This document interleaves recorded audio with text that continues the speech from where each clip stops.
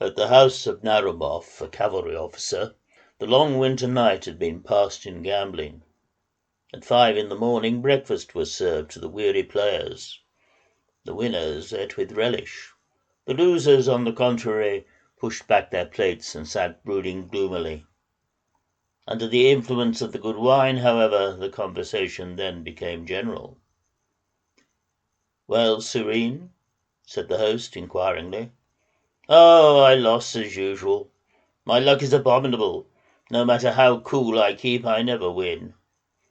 "How is it, Herman, that you never touch a card?" remarked one of the men, addressing a young officer of the engineering corps. "Here you are with the rest of us at 5 o'clock in the morning, and you have neither played nor bet all night." "Play interests me greatly," replied the person addressed, "but I hardly care to sacrifice the necessaries of life for uncertain superfluities." "Herman is a German, therefore economical. That explains it," said Tomsky. "But the person I can't quite understand is my grandmother, the Countess Anna Fedorovna." "Why?" inquired a chorus of voices. "I can't understand why my grandmother never gambles." "I don't see anything very striking in the fact that a woman of 80 refuses to gamble," objected Narumov. "Have you never heard her story?" "No." "Well, then, listen to it. To begin with, 60 years ago my grandmother went to Paris, where she was all the fashion. People crowded each other in the streets to get a chance to see the Muscovite Venus, as she was called. All the great ladies played faro then. On one occasion, while playing with the Duke of Orleans, she lost an enormous sum. She told her husband of the debt, but he refused outright to pay it. Nothing could induce him to change his mind on the subject, and grandmother was at her wits' ends. Finally, she remembered a friend of hers, Count Saint-Germain. You must have heard of him, as many wonderful stories have been told about him. He is said to have discovered the elixir of life, the philosopher's stone, and many other equally marvelous things. He had money at his disposal, and my grandmother knew it. She sent him a note, asking him to come to see her. He obeyed her summons, and found her in great distress. She painted the cruelty of her husband in the darkest colors, and ended by telling the Count that she depended upon his friendship and generosity. "I could lend you the money," replied the Count, after a moment of thoughtfulness, "but I know that you would not enjoy a moment's rest until you had returned it. It would only add to your embarrassment. There is another way of freeing yourself." "But I have no money at all," insisted my grandmother. "There is no need of money. Listen to me." The Count then told her a secret which any of us would give a good deal to know. The young gamesters were all attention. Tomsky lit his pipe, took a few whiffs, then continued. "The next evening my grandmother appeared at Versailles at the Queen's gaming table. The Duke of Orleans was the dealer. Grandmother made some excuse for not having brought any money and began to punt. She chose 3 cards in succession, again and again, winning every time, and was soon out of debt." "A fable," remarked Herman. "Perhaps the cards were marked." "I hardly think so," replied Tomsky with an air of importance. "So you have a grandmother who knows 3 winning cards, and you haven't found out the magic secret?" "I must say I have not. She had 4 sons, one of them being my father, all of whom are devoted to play. She never told the secret to one of them. But my uncle told me this much, on his word of honor. Chaplitsky, who died in poverty after having squandered millions, lost at one time at play nearly 300,000 roubles. He was desperate, and grandmother took pity on him. She told him the 3 cards, making him swear never to use them again. He returned to the game, staked 50,000 roubles on each card, and came out ahead after paying his debts." As day was dawning, the party now broke up, each one draining his glass and taking his leave.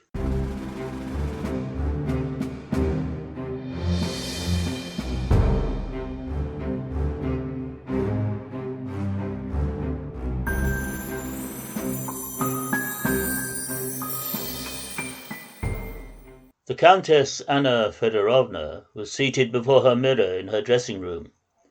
3 women were assisting at her toilet.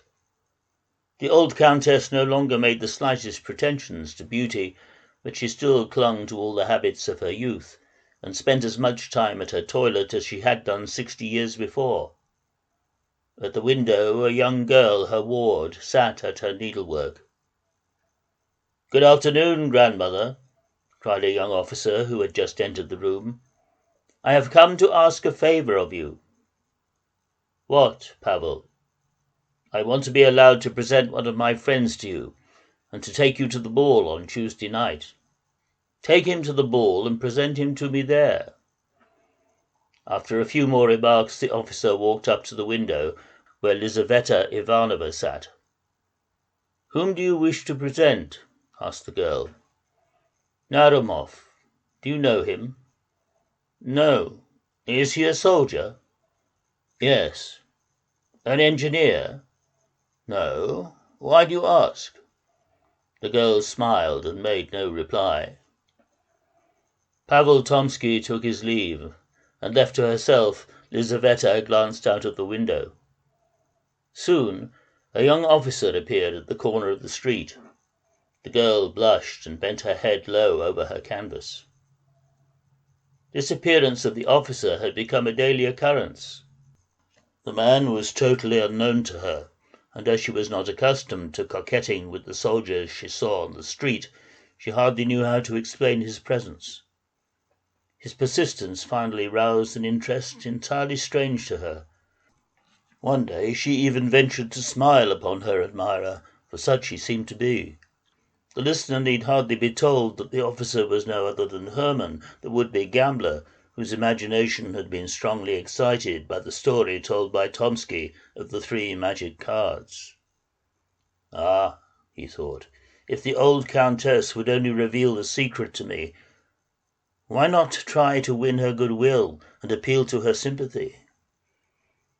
With this idea in mind, he took up his daily station before the house, watching the pretty face at the window, and trusting to fate to bring about the desired acquaintance.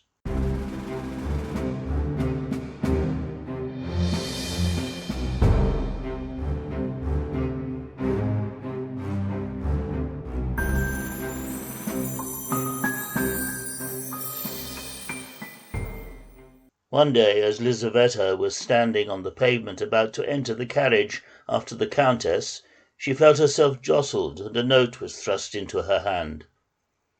Turning, she saw the young officer at her elbow. As quick as thought, she put the note in her glove and entered the carriage. On her return from the drive, she hastened to her chamber to read the missive, in a state of excitement mingled with fear. It was a tender and respectful declaration of affection, copied word for word from a German novel. Of this fact, Lisa was, of course, ignorant. The young girl was much impressed by the missive, but she felt that the writer must not be encouraged. She therefore wrote a few lines of explanation, and at the first opportunity dropped it with the letter out of the window. The officer hastily crossed the street, picked up the papers, and entered a shop to read them. In no wise daunted by this rebuff, he found the opportunity to send her another note in a few days. He received no reply, but evidently understanding the female heart, he persevered, begging for an interview. He was rewarded at last by the following: "Tonight we go to the ambassador's ball. We shall remain until 2 o'clock. I can arrange for a meeting in this way. After our departure, the servants will probably all go out or go to sleep. At 11:30, enter the vestibule boldly, and if you see anyone, inquire for the countess. If not, ascend the stairs, turn to the left, and go on until you come to a door which opens into her bedchamber. Enter this room, and behind a screen you will find another door leading to a corridor. From this a spiral staircase leads to my sitting room. I shall expect to find you there on my return." Hermann trembled like a leaf as the appointed hour drew near. He obeyed instructions fully, and as he met no one, he reached the old lady's bedchamber without difficulty. Instead of going out at the small door behind the screen, however, he concealed himself in a closet to await the return of the old countess.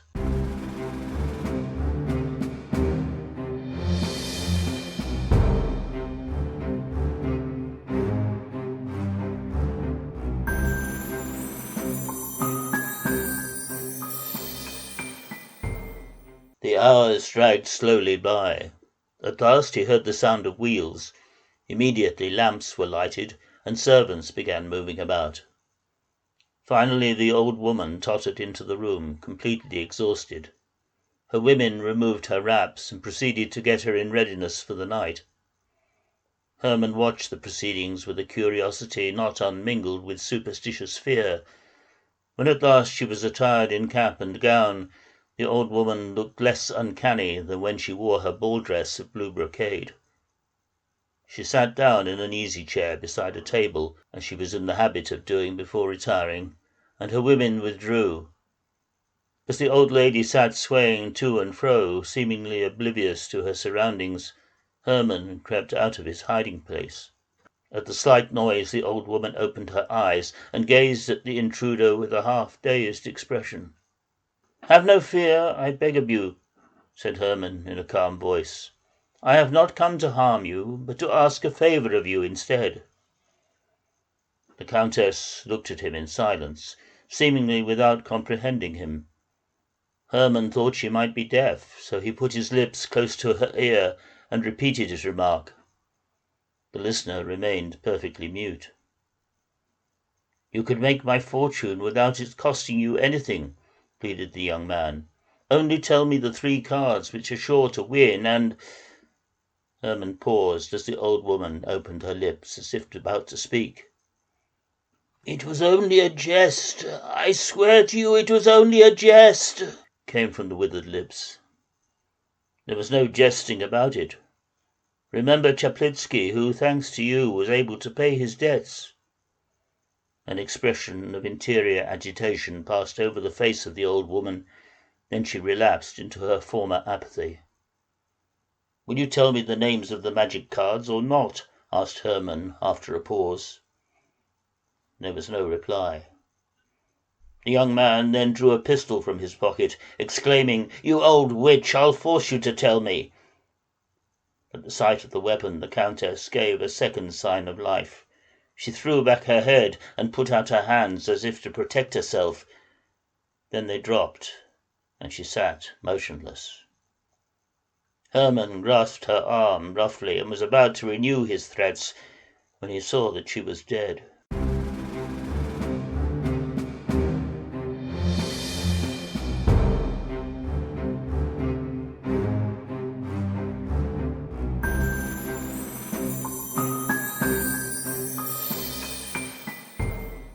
Seated in her room, still in her ball dress, Lizaveta gave herself up to her reflections. She had expected to find the young officer there, but she felt relieved to see that he was not. Strangely enough, that very night at the ball, Tomsky had railed her about her preference for the young officer, assuring her that he knew more than she supposed he did. "Of whom are you speaking?" she had asked in alarm, fearing her adventure had been discovered. "Of the remarkable man," was the reply. "His name is Hermann." Lisa made no reply. "This Hermann," continued Tomsky, "is a romantic character. He has the profile of a Napoleon and the heart of a Mephistopheles. It is said he has at least 3 crimes on his conscience. But how pale you are!" "It is only a slight headache. But why do you talk to me of this Hermann?" "Because I believe he has serious intentions concerning you." "Where has he seen me?" "At church, perhaps, or on the street." The conversation was interrupted at this point, to the great regret of the young girl. The words of Tomsky made a deep impression upon her, and she realized how imprudently she had acted. She was thinking of all this and a great deal more when the door of her apartment suddenly opened and Hermann stood before her. She drew back at the sight of him, trembling violently. "Where have you been?" she asked in a frightened whisper. "In the bedchamber of the countess. She is dead, was the calm reply. My God, what are you saying? Cried the girl. Furthermore, I believe that I was the cause of her death. The words of Tomsky flashed through Lisa's mind. Hermann sat down and told her all. She listened with a feeling of terror and disgust. So those passionate letters, that audacious pursuit, were not the result of tenderness and love. It was money that he desired. The poor girl felt that she had, in a sense, been an accomplice in the death of her benefactress. She began to weep bitterly. Hermann regarded her in silence. You are a monster, exclaimed Lisa, drying her eyes. I didn't intend to kill her. The pistol was not even loaded. How are you going to get out of the house? Inquired Lisa. It is nearly daylight. I intended to show you the way to a secret staircase while the Countess was asleep, as we would have to cross her chamber. Now I am afraid to do so. Direct me, and I will find the way alone, replied Hermann. She gave him minute instructions and a key with which to open the street door. The young man pressed the cold, inert hand, then went out.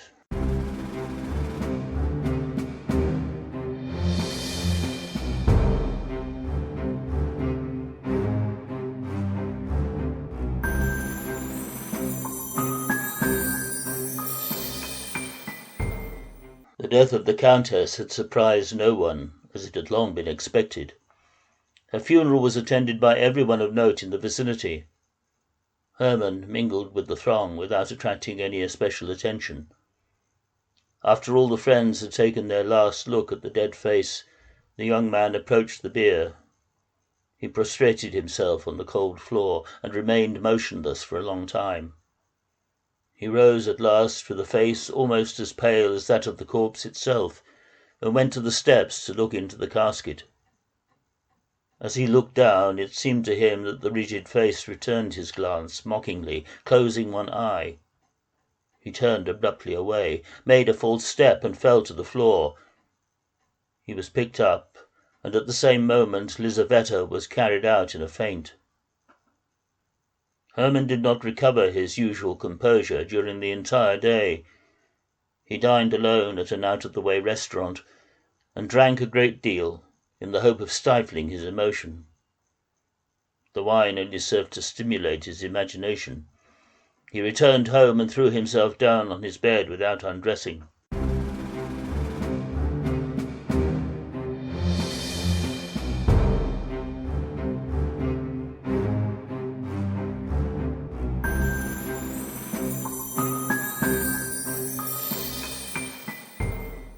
During the night he awoke with a start.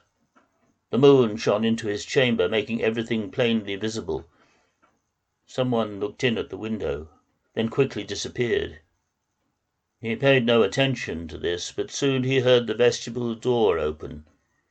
He thought it was his orderly returning late, drunk as usual. The step was an unfamiliar one, and he heard the shuffling sound of loose slippers. The door of his room opened, and a woman in white entered. She came close to the bed, and the terrified man recognized the Countess. I have come to you against my will, she said abruptly, but I was commanded to grant your request. The tray, 7, and ace in succession are the magic cards. 24 hours must elapse between the use of each card, and after the 3 have been used, you must never play again. The phantom then turned and walked away. Hermann heard the outside door close, and again saw the form pass the window. He rose and went out into the hall, where his orderly lay asleep on the floor. The door was closed.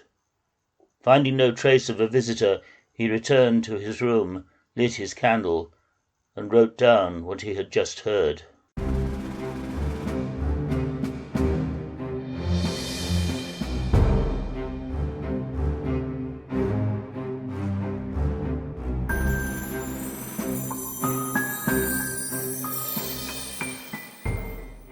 Two fixed ideas cannot exist in the brain at the same time, any more than two bodies can occupy the same point in space. The tray, 7, and ace soon chased away the thoughts of the dead woman, and all the other thoughts from the brain of the young officer. All his ideas merged into a single one: how to turn to advantage the secret paid for so dearly. He even thought of resigning his commission and going to Paris to force a fortune from conquered fate. Chance rescued him from his embarrassment. Chekalinsky, a man who had passed his whole life at cards, opened a club at St. Petersburg. His long experience secured for him the confidence of his companions, and his hospitality and genial humor conciliated society. The gilded youth flocked around him, neglecting society, preferring the charms of faro to those of their sweethearts. Naramov invited Hermann to accompany him to the club, and the young man accepted the invitation only too willingly. The two officers found the apartments full. Generals and statesmen played whist. Young men lounged on sofas, eating ices or smoking. In the principal salon stood a long table, at which about 20 men sat playing faro, the host of the establishment being the banker. He was a man of about 60, grey-haired and respectable. His ruddy face shone with genial humor, his eyes sparkled, and a constant smile hovered around his lips. Naramov presented Hermann. The host gave him a cordial handshake, begged him not to stand upon ceremony, and returned to his dealing. More than 30 cards were already on the table. Chekalinsky paused after each coup to allow the punters time to recognize their gains or losses, politely answering all questions and constantly smiling. After the deal was over, the cards were shuffled and the game began again. "Permit me to choose a card," said Hermann, stretching out his hand over the head of a portly gentleman to reach a livret. The banker bowed without replying. Hermann chose a card and wrote the amount of his stake upon it with a piece of chalk. "How much is that?" asked the banker. "Excuse me, sir, but I do not see well." 40,000 roubles, said Hermann coolly. All eyes were instantly turned upon the speaker. He has lost his wits, thought Naramov. "Allow me to observe," said Chekalinsky with his eternal smile, "that your stake is excessive." "What of it?" replied Hermann, nettled. "Do you accept it or not?" The banker nodded in assent. "I have only to remind you that the cash will be necessary. Of course your word is good, but in order to keep the confidence of my patrons, I prefer the ready money." Hermann took a bank check from his pocket and handed it to his host. The latter examined it attentively, then laid it on the card chosen. He began dealing. To the right, a 9, to the left, a tray. "The tray wins," said Hermann, showing the card he held. A tray. A murmur ran through the crowd. Chekalinsky frowned for a second only, then his smile returned. He took a roll of bank bills from his pocket and counted out the required sum. Hermann received it and at once left the table. The next evening saw him at the place again. Everyone eyed him curiously, and Chekalinsky greeted him cordially. He selected his card and placed upon it his fresh stake. The banker began dealing. To the right, a 9, to the left, a 7. Hermann then showed his card. A 7 spot. The onlookers exclaimed, and the host was visibly disturbed. He counted out 94,000 roubles and passed them to Hermann, who accepted them without showing the least surprise, and at once withdrew. The following evening he went again. His appearance was the signal for the cessation of all occupation, everyone being eager to watch the developments of events. He selected his card, an ace. The dealing began. To the right, a queen, to the left, an ace. "The ace wins," remarked Hermann, turning up his card without glancing at it. "Your queen is killed," remarked Chekalinsky quietly. Herman trembled. Looking down, he saw not the ace he had selected, but the Queen of Spades. He could scarcely believe his eyes. It seemed impossible that he could have made such a mistake. As he stared at the card, it seemed to him that the Queen winked one eye at him mockingly. "The old woman!" he exclaimed involuntarily. The croupier raked in the money while he looked on in stupid terror.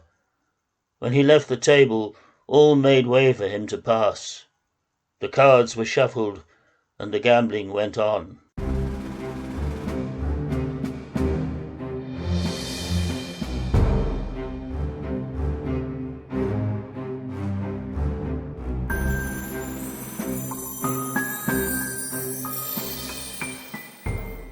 Herman became a lunatic. He was confined at the hospital at Obukhov, where he spoke to no one, but kept constantly murmuring in a monotonous tone, "The tray, 7, ace, the tray, 7, queen, the tray, 7, ace, the tray, 7, queen."